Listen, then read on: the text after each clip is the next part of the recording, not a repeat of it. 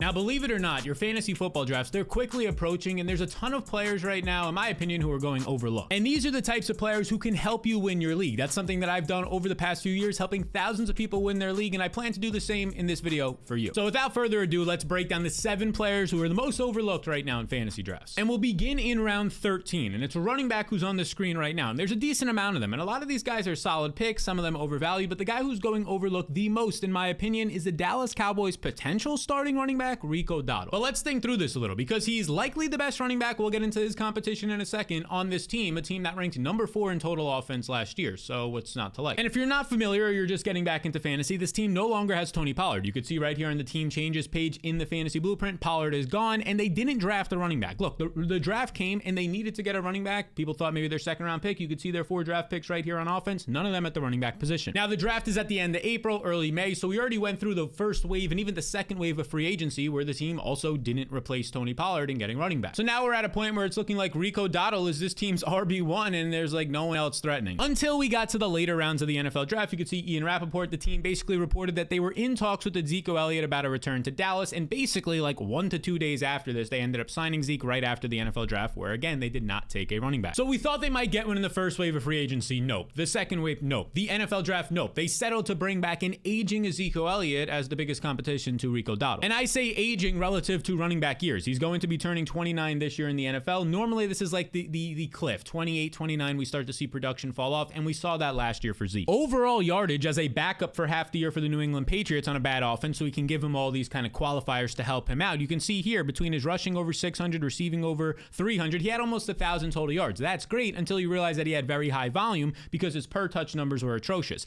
As a runner, his true yards per carry, 60th amongst running backs. You factor in his receiving game work, which he got a lot of, 12th most receptions amongst running backs, a lot of checkdowns, but he didn't do a lot with them, ranking 51st in yards per touch, averaging barely 4 yards per touch. 4 yards per touch sounds kind of good. It wouldn't be the worst thing if you were doing that on a yards per carry basis, but that factors in your receptions, where you're supposed to have 7, 8, 9 yards per reception. Zeke just wasn't good on an efficiency standpoint. He was outside the top 40 running backs in broken tackles, outside the top 60 running backs in explosive runs of 10 plus yards, whereas Rico Dowdle was pretty solid last year. Rico Dowdle himself was averaging about 5 yards per touch. And this is a guy who brings really nice size and speed to the table. He's 5'11", 213 pounds. Okay, very strong. And then he has 5'4" or 4.54 speed right here. You can see it's not the most elite speed, but at his size, it's more than capable. At this point in Zeke's career, it is better speed as well, in my opinion, than Zeke. But look, Jerry Jones went out of his way to go re-sign Zeke. He's always loved Zeke. He gave him a big contract. He always gave him more touches than Tony Pollard, or at least I know he wasn't the coach, but he was kind of the guy behind that charge. So I'm pretty sure any version of Zeke at this point is still going to be on the field a decent amount, 30-40+% of the snaps on third downs for pass protection in the red zone, but this is not like a set in stone thing, and that might be the only times he's on the field. Now, not only was Rico Dowdle actually productive per touch, but he was top 20 in broken tackle rate last year and top 10 in yards created per touch, so he was also effective and efficient and even explosive. Now, the downsides for Dowdle are he's never earned 100 carries in a season, so he's inexperienced. That's where Zeke has the leg up on him, and he's never started a game. But of course, that can now change because in those past years, he was behind Pollard and Zeke. Now, the one thing to keep an eye on, because I do think that Rico Dowdle will be the most effective running back as of right now on this team, but there could be some running backs that get cut. You look at the Bears backfield. They signed DeAndre Swift. They just drafted Roschon Johnson last year and liked what he had to offer.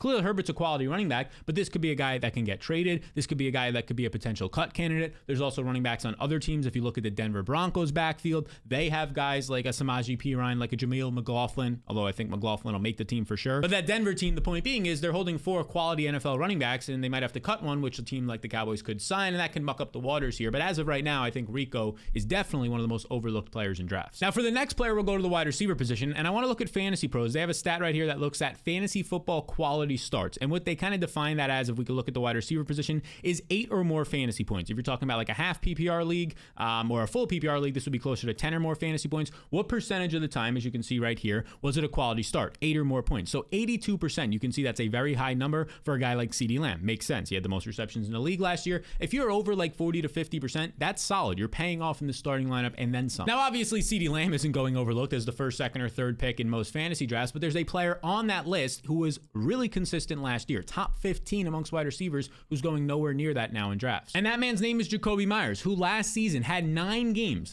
so nearly 60% of his games of a quality start to a great start, one of just 15 wide receivers to do that. So that's great. He should be going high, right? It should be kind of all baked in. Not at all. He goes right now as the 121st overall player in drafts. That's the wide receiver 53 in round 11. Again, he was the 15th most consistent wide receiver in fantasy last year. He finished as a top 30 wide receiver. Now he goes in like the wide receiver 53 range. And like I said, he was a top 30 receiver last year. It was actually better than that. He was top 24. And this was dealing still with Davante Adams seeing a ton of usage in the passing game. Davante Adams, if anything, might actually see less usage this year. My guess is it'll be similar. This was while seeing 8 touchdowns, so a little bit more than he's seen in his career on average. But even if that comes down, still a top 30 player last year who is highly consistent. And I get it. He's just like not the sexy pick in drafts, even though every single year, whether it's an undrafted player when he was on the Patriots, he was productive. And then he comes over to a new team, having to deal with bad quarterbacks last year, and Davante Adams as a true alpha there, still productive. The other piece of this that isn't great is that out of all of the teams this offseason, the Raiders quarterback situation was like the one that didn't significantly improve. They didn't sign any significant free agents. Yeah, you can say Gardner Minshew, but he's like outside the top 30 quarterbacks in guaranteed money, so that's not significant. They didn't draft anybody when there was 5 quarterbacks that went in the first round of the NFL draft, 6 quarterbacks that went in the first round of the NFL draft. So it's Aiden O'Connell like last year, and now Gardner Minshew, who probably has the inside track of becoming the new option for this team. Minshew just has a little bit more playmaking ability from a mobility standpoint. In the short areas of the field, he's been better than O'Connell, but he definitely doesn't have as strong as an arm at O'Connell, so that's kind of where maybe a camp competition can come into play. But here's the thing. I think this is already baked into Myers' price tag. Again, he's 11th round pick right now. If you want to scroll up some players who go before him in drafts, which I would not agree with, and we can use Fantasy Pros right here, like Jameson Williams. Jameson Williams, nowhere near the track record. Sure, maybe he has some of the upside, but nowhere near the track record as the 3rd at best passing game option on his team, when Myers, I feel pretty confident saying he'll be the number 2, even with the tight ends in Las Vegas. And you might be thinking and remembering some of my past content, we're not the greatest fans of Davante Adams where he goes in fantasy drafts. Love the player in real life right now because he's going as a top 15 overall pick. You can see right here, Adams goes 14th overall as a top 10 wide receiver. I believe the wide receiver 9 right now. So you might be saying, how can you be so confident in Jacoby Myers, or at least you like him more when you don't like Davante Adams? The point is the ADP. He goes 10 rounds later or so, Jacoby Myers. The quarterback situation is baked in. I don't believe it's baked in for Davante Adams compared to other guys who go after him in round 2. And this team in the Las Vegas Raiders, they only brought in, you can see here in free agency, Jalen Guyton, a guy on the outside. He spent time with the Chargers, mostly a downfield receiver, nothing great. Michael Gallup, you remember him from years past with the Cowboys, had a great start to his career, then had some injuries, kind of fell off. I'm not really worried about these guys threatening a wide receiver 2 or even wide receiver 3 role for one Jacoby Myers. There's not really much competition, in my opinion, for a team that'll be in a lot of 2 wide receiver sets. That'll be Adams and Myers on the field. So as of right now in drafts, as you can see right here, Jacoby Myers is my 114th overall player in the fantasy blueprint. This is my top 250 rankings compared to ADP. You can check it out if you want down below. And he goes 122nd in draft. So I'm about 8 spots ahead of him. I think he should be going about a round earlier, which I believe it means he's overlooked. And based on the conversations, I don't think he's going to be rising this offseason. If anything, he'll probably fall. All right, so now let's go back to the running back position, where this guy is probably, in my opinion, the best backup running back, or at least the most overlooked backup running back right now in drafts. And that man's name is Elijah Mitchell. And right now, before you go all crazy because you're like, no, this guy's a better backup, David Montgomery, of course, those guys for fantasy are better. They're already in split backfields. They're going to see guaranteed work. This is the most overlooked. I should rephrase that. The most overlooked backup running back right now. And there's a lot of reasons why. First off, Elijah Mitchell right now, a member of the San Francisco 49ers. I know Christian McCaffrey's there. I know he still exists. We'll get there in 1 second. He currently goes as the 186th overall player. That is in round 16. That is after guys, and I'll scroll up a little bit here, like Isaiah Likely, a backup tight end, like Marvin Mims, maybe the wide receiver 2 on the Broncos, which has a rookie quarterback, but also maybe the wide receiver 5 on that team. Like, we can scroll a little bit more, Chiga Konku, a tight end on a team that has 3 solid wide receivers. As you can see right here, if I was to scroll more, you see Ricky Pearsall behind George Kittle, Brandon Ayuk, and even Deebo Samuel in his offense, and Christian McCaffrey in this same 49ers offense. The point being is that I'd rather have the upside of Elijah Mitchell. And of course, if Christian McCaffrey stays healthy all 17 games, that upside is very limited to really non-existent for Mitchell. Because last season, across 10 games where Mitchell played and McCaffrey was active, he averaged just 3.3 fantasy points and 6.5 touches per game. So you could put the pitchforks down for a second in the comment section saying, but Christian McCaffrey's the number 1 overall player. What a dumb take, blah, blah, blah, blah. I get it, right? If McCaffrey, this is if he was to miss 3, 4 plus games,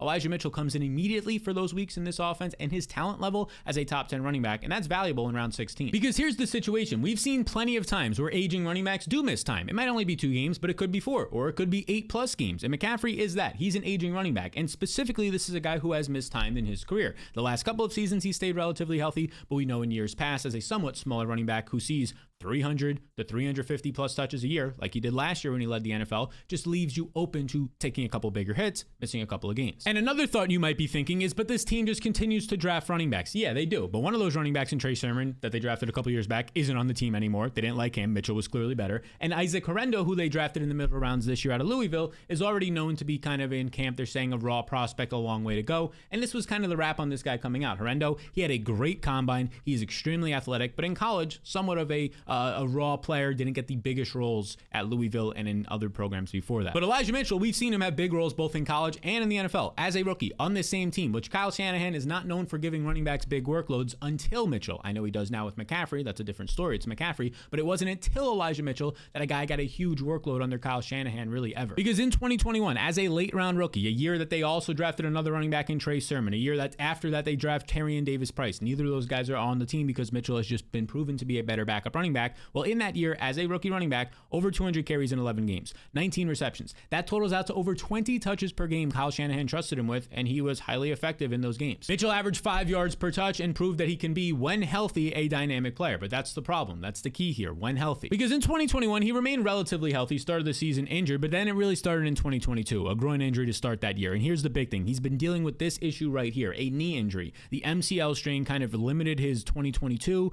basically restricted his whole season. He sprained it again later in that year. He had knee soreness last year that bothered him and kept him out for a handful of games. So if the knee is healthy heading into this year, now 2 years removed or so from that MCL injury, exactly almost to the day, 2 years removed, this is a guy that we can see have immense upside when and if McCaffrey misses some time. I'm willing to take in the 16th round a gamble on Elijah Mitchell seeing at least 1 to 2 to 3 plus starts this year in this great San Francisco offense, because in those weeks, maybe there'll be bye weeks, maybe it'll be the playoffs later in the year, he can win me my week with a 15 to 20 plus point game. Now, this next player I'm going to get a lot of pushback on. If I didn't get a lot of pushback already on Elijah Mitchell, you might say, oh, he goes in round 16, that's fine, but this tight end is going to get some pushback. But before we get to that player, I want to let you know about the Fantasy Blueprint. Simple as this. Do you want to win your fantasy league, increase your chances of doing so this year? Well, if it sounds like you click this button, and for risk-free, I can send you my Fantasy Blueprint, which thousands of people have used in the past, over 10,000 people have used and will be using this year. And like I said, it's risk-free. We have a couple of partners on this page. You can check it out right here. And if you sign up through one of those partners, the option to get it is risk-free is available, as well as a third option right here just in case those don't work for you. Now, the Fantasy Blueprint has a ton of tools that are going to help you not only for your fantasy draft, we've shown some of them in this video, but also every single week of the year. Waiver wires, rankings, rest of season rankings, matchups, all that stuff and more. You also get access to our private and exclusive Discord community where I'll be in there to answer questions, as well as a bunch of other community members. And again, it is risk-free. If you don't make your fantasy playoffs,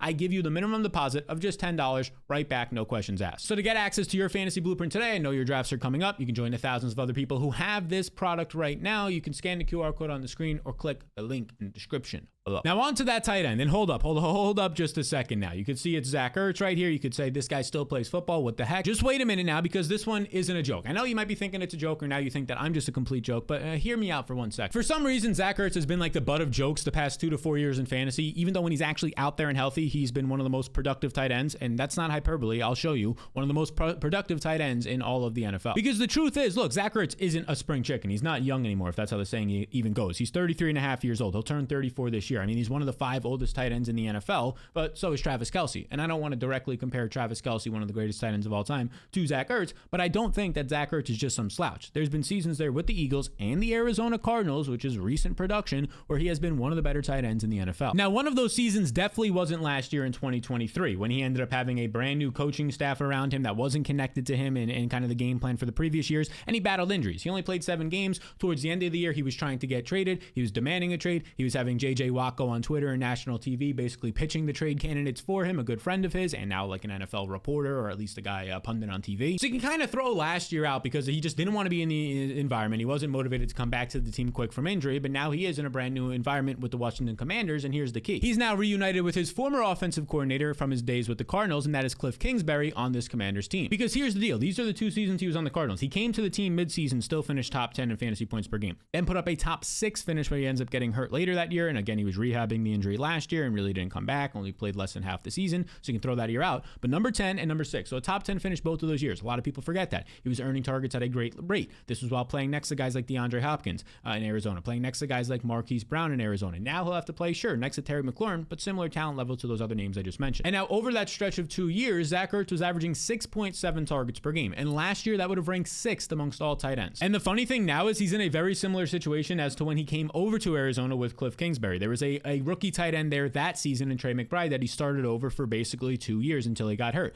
Now there's another rookie tight end that a lot of people are excited about in Ben Sinnott, who I'm not really, I mean, they're already talking about using him as like a fullback, a blocker, and all these different ways. He's known as being a great blocker in the run game as a pass catcher or as a pass protector. And now they're saying that he could catch passes too at a nice level, but so can Zach Ertz. I think Ertz is going to start over him. I think Cliff Kingsbury trusts Ertz. I think if there's anything left in the tank, you're going to see that. And here's the whole reason why I think it's valuable. If you're not drafting a Dalton Kincaid or one of these top tight ends, maybe even an Njoku or Pat Freiermuth in like rounds 8 through 10, those middle rounds, after that, the position kind of soaks up. You might be able to get a steal in Noah Fant still in like round 12 or 13. But if you just don't have that opportunity, wait until one of the final rounds because Zach Ertz can be there. At the very worst, as your tight end number 2, because as you can see right here, he goes currently as a 229th overall player. He's going as the 33rd tight end off the board. What is that after? It's after A.J. Dillon, a running back 3 on his team. It's after A.T. Perry, maybe a wide receiver 3 on his team, maybe at this point. It's after a bunch of other guys. Michael Mayer, who will be the tight end 2 on his team, most likely. Split the snaps, you know what it might be. But Zach Ertz, as of right now, to me, looks like a player who, believe it or not, as old as he is, has some upside in the, 19th, 20th round of fantasy drafts, probably on your waiver wires in a lot of leagues. So I think to start the season, while he's at least healthy and all the bumps and bruises aren't there, I think he's a quality player to have on your roster, and at the very least is going overlooked. And the same can be true for this player and Jalen Polk, who if you're just getting back into things in fantasy, you have no idea who this is, and that makes complete sense. Don't worry, I will catch you up to speed. Polk is the Patriots' 2nd round pick. He was the first. They took a couple of receivers in the draft, the first receiver that they took, and they really just don't have a clear alpha number 1 receiver. The door is open for him to be that. Now, this was a player who in college at Washington had to compete with other great wide receivers. Jalen McMillan, who's now in the NFL, Rome Odunze, who was a top 10 pick in the NFL by the Bears this year, and he still had productive seasons. In 2023, he had his big breakout. He had 69 catches, you can see right here. He had nearly 1,200 receiving yards, and he is known for a couple of elite traits. Polk is known for his downfield skill set and reliable hands. He may just have, and he probably does during the draft process, I kind of made this my opinion at least, that he has the best hands in this entire rookie class. And this was proven based on Polk's production last season. He was 9th in deep yards and 6th in deep receptions. Now, of course, that was kind of the offense he was in. They were throwing the ball downfield a lot. That necessarily won't be the offense in New England, but it just shows you that he is a versatile player, can win out of the slot as well, and he has really nice size for the slot if he was to move in there. 6'1",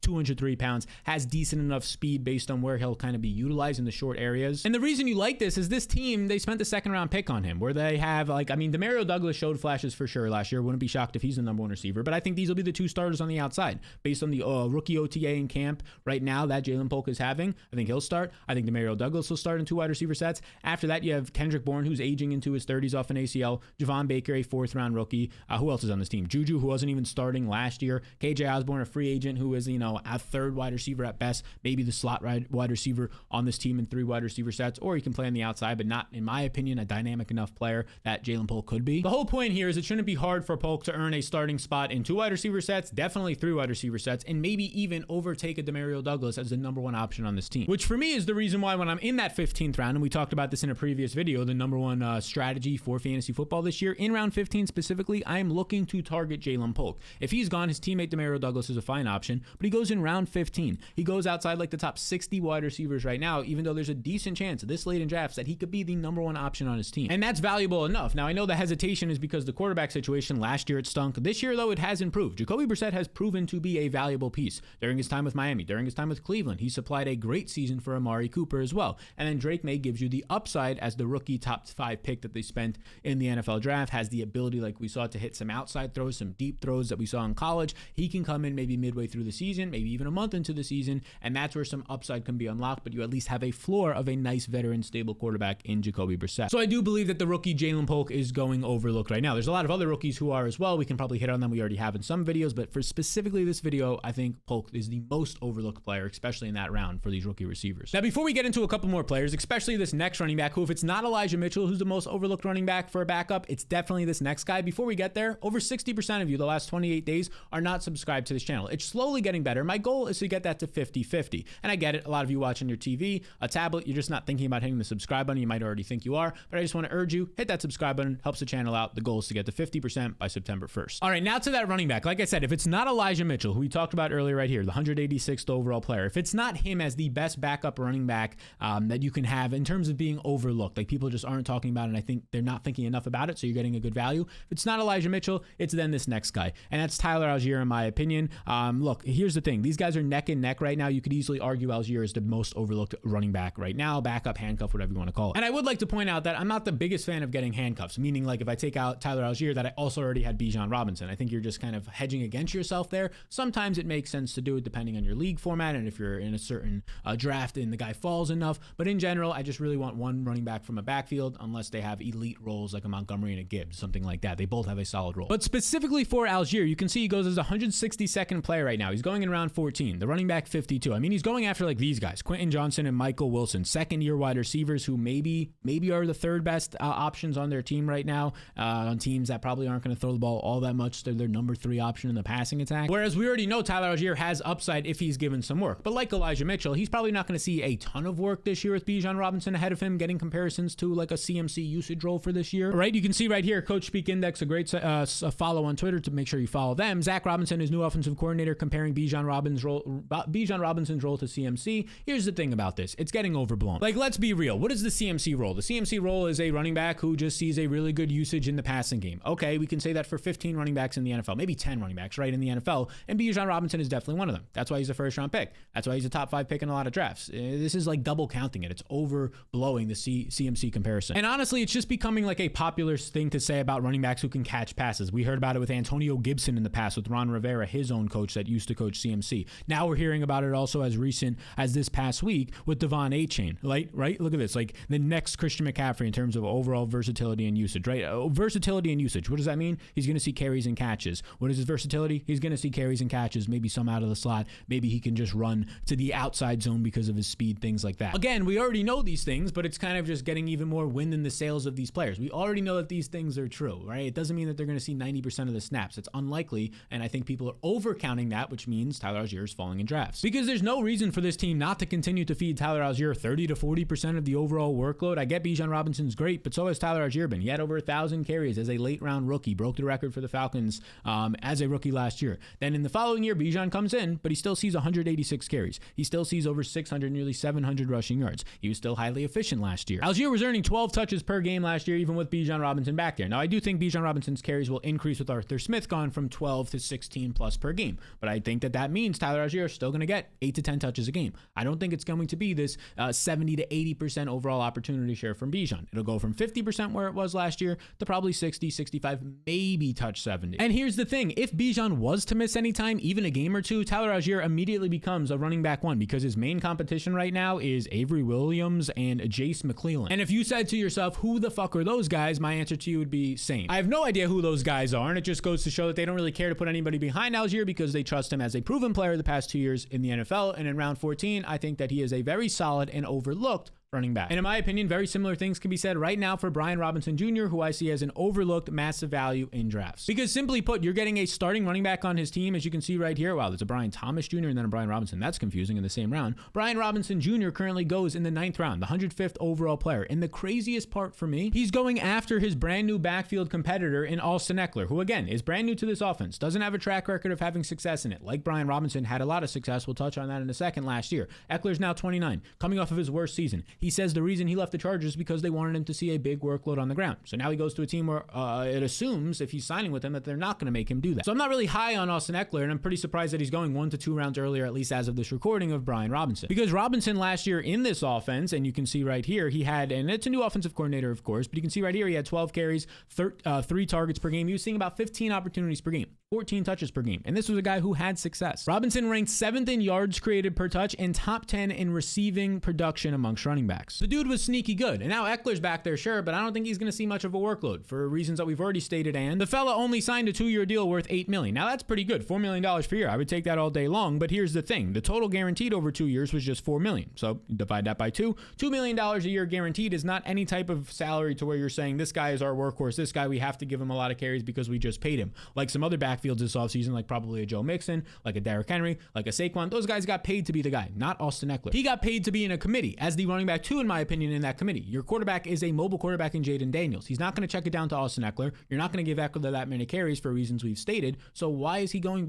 before Brian Robinson? In my opinion, it's based on his name value. Now you might be saying, oh, Jaden Daniels is a mobile quarterback, one of the best mobile quarterbacks we've ever seen enter the NFL. That's going to hurt Brian Robinson. As I've stated in previous videos, no. I think that this leads to a level of deception. When he goes to hand the ball off to Robinson, is he going to pull it back and keep it? Linebackers have to freeze. Safeties who are playing up in the box have to freeze. The overall defense has to be more attentive to the quarterback, which just helps open up more running lanes and giving an extra second for the running back to find his opening. So I'm in on Brian Robinson in round 9, definitely over his own teammate and a lot of other running backs. Now, my one concern would be the offensive line. It wasn't the greatest last year, and as you can see right here on the team changes page in the fantasy blueprint, they lost a couple of pieces of their offensive line. 2 guys, Charles Leno and then Sadiq Charles right here, but they did increase their offensive line. Signing Tyler Biadasz, a big signing for them from the Kansas City or the Dallas Cowboys. Then Nick Allegretti from the Kansas City Chiefs, a guard. They bring Michael Dieter in, so they add a lot of pieces, including in the NFL draft with Brandon Coleman, you can see right here. So I do think that if anything, the line should be improving, and that would be the goal. Even if it doesn't, though, I think you're getting Brian Robinson at his absolute floor in round 9 because of the name value of Austin Eckler kind of pushing him down the boards. People are going to catch on to this, so make sure that you star him right now so you're ahead of your friends. And another way to stay ahead of your friends in fantasy drafts is to have a strategy. And I put out my entire strategy as of right now for this year a couple of days ago, and it's in this video right here.